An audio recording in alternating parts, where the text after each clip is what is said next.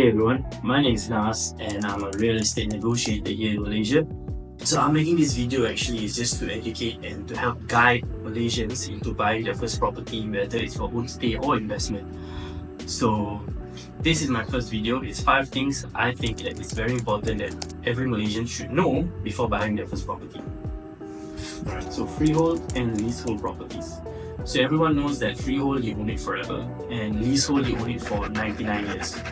Now, there's nothing wrong with buying a leasehold property. And pro tip is that leasehold properties are generally 20% to 30% cheaper compared to freehold. So if you're talking about your first home or for investment, leasehold will be the way to go. Why? It's because you pay lesser down payment, you pay lesser monthly installment, and your rental could cover your entire mortgage. So go ahead with leasehold. There's nothing wrong with leasehold. Number 2 would be strata and individual. Now, a lot of people don't know what's the difference, so let me break it down for you in the simplest way. So, individual title is issued when you own the entire piece of land. You're the only owner of the whole piece of land.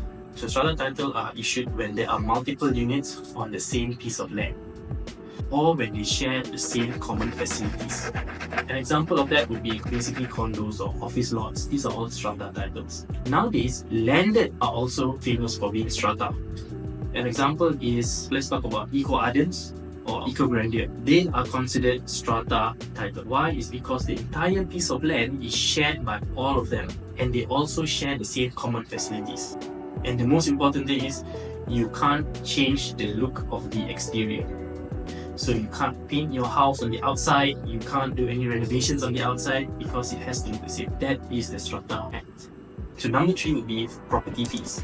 So there are 4 main types of property fees. Number 1 is SPA legal fees, then you have loan legal fees, then you have memorandum of transfer, and you have loan stamp duty. Now, SPA and loan legal fees, these are paid to the lawyers, and memorandum of transfer and loan stamp duty, these two are paid to LHDN. So when you are buying from the developer, the legal fees are usually covered. So the SPA legal fees and loan legal fees are usually free. So you only have to pay for the MOT and the loan stamp duty. But if you're buying a sub-sale property, then you have to pay all 4 of these major fees, and it could be a hefty amount. So you're looking at a rough estimation of about 5 to 6% of the property price. So let's just say if your property is 1 million, 5 to 6% you're looking at about is 50 to 60,000 ringgit just for fees alone. Number 4 is progress billing stages. This is only applicable to new projects, and under the Housing Development Act, developers can only claim funds from the bank once the construction has completed a certain phase. That means that when you apply for a loan, it will be disbursed slowly over a period of time. Now, how do we know when will it be disbursed? When you sign your SPA, or even before that, the developer will give you the progress billing statement. So it looks something like this. So you can see stage 1, it shows 10%, and stage 2A, which is the completion of foundation, this one shows another 10%. And then you have stage 2B, stage 2C. So once the construction has completed a certain phase, only then they can claim that 10% from the bank, and that's when you start to pay your interest.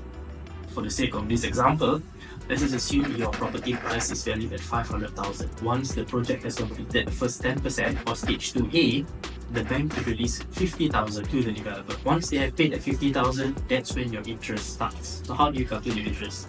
So you take 50,000, you multiply with the current interest amount, which is about 4%. So you will get about 2,000 ringgit. You divide that with 12 months, you will get about 160 ringgit per month. That would be your interest that you pay on a monthly basis. Once the next 10% has been disbursed to the developer, then your total would be 100,000 times 4%, which is about 4,000 divided with 12 months, then that's your new interest installment. Number 5, your budget. Ask yourself this question: what is the comfortable amount you can set aside every month to pay for your property? It can be 1,000, 2,000 or 3,005, doesn't matter. What is comfortable for you? An estimate would be 30 to 40% of your net monthly income, but it varies from person to person. So let's just say if you can set aside 2,000 ringgit, for example. Now, what can 2,000 ringgit per month get you? This is a rule of thumb. For every 100,000 that you borrow from the bank, you pay 500 ringgit monthly. If you borrow 200,000 ringgit, you will pay 1,000 ringgit monthly. If you borrow 500,000 ringgit, you will pay 2,500 ringgit. You see where I'm going with this? So this is a rough estimate or rule of thumb that you can use to estimate how much the price of property that you can actually afford.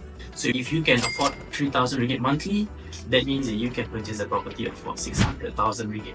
Alright guys, thank you so much for watching. I hope this video has given you some sort of idea of how to start and which direction you should go into.